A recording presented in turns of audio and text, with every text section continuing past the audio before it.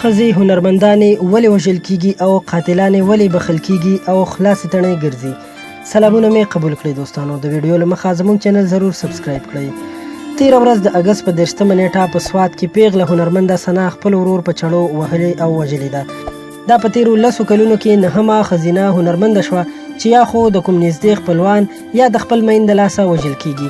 په سوات کې پولیس وایي د ثنا ورور د هغې له وژنې وروسته تښتېدلی.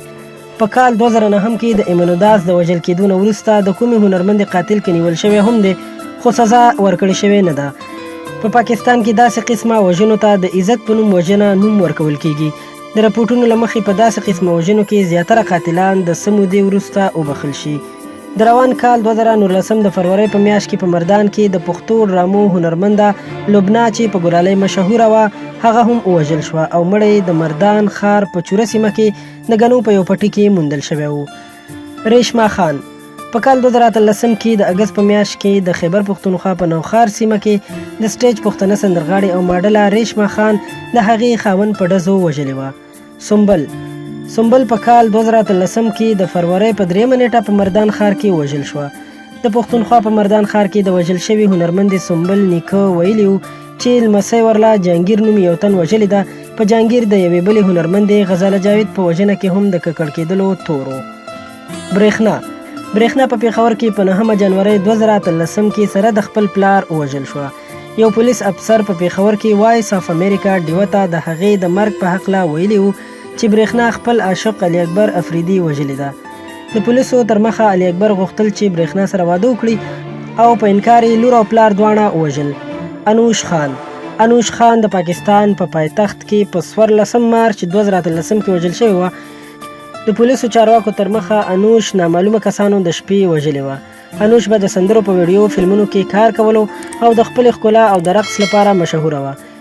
غزاله جاوید چې د پښتو ژبې یوه ډیره تکړه هنرمنده وه، هغه په سوات کې د موسیقارانو په چم بڼ کې زیږېدلې وه او بیا یې په ډیر کم عمر کې د خپلو سندرو او رقص په وجه نوم پیدا کړی و. هغې د ریډیو، ټي وي، سټیج ډرامو او سیډیز لپاره په سوونو شمېر کې سندرې ویلې وې. غزاله جاوید په 18 جون کال 2012 کې په پېښور ښار کې د خپل پلار سره یوځای ووژل شوه. یاسمین ګل په نومبر 2013 کې په کوټه ښار کې وژل شوې وه. د 25 کلنې هنرمندې مور د هغې خاوند او اوښې د هغې په قتل تورن کړی و. یاسمین ګل په پاکستان او افغانستان کې د اتڼیزو او فولکلوریزو سندرو لپاره مشهوره وه. هغې د پاکستان په شخصي او سرکاري ټي وي چینلونو هم سندرې ویلې وې.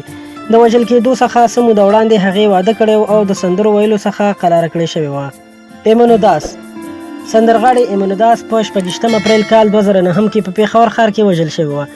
د پاکستان د ورځپاڼې د نیوز تر مخه د ایمنوداس خاوند ورته وویل چې هغه خپل سکه ورور وژلې ده.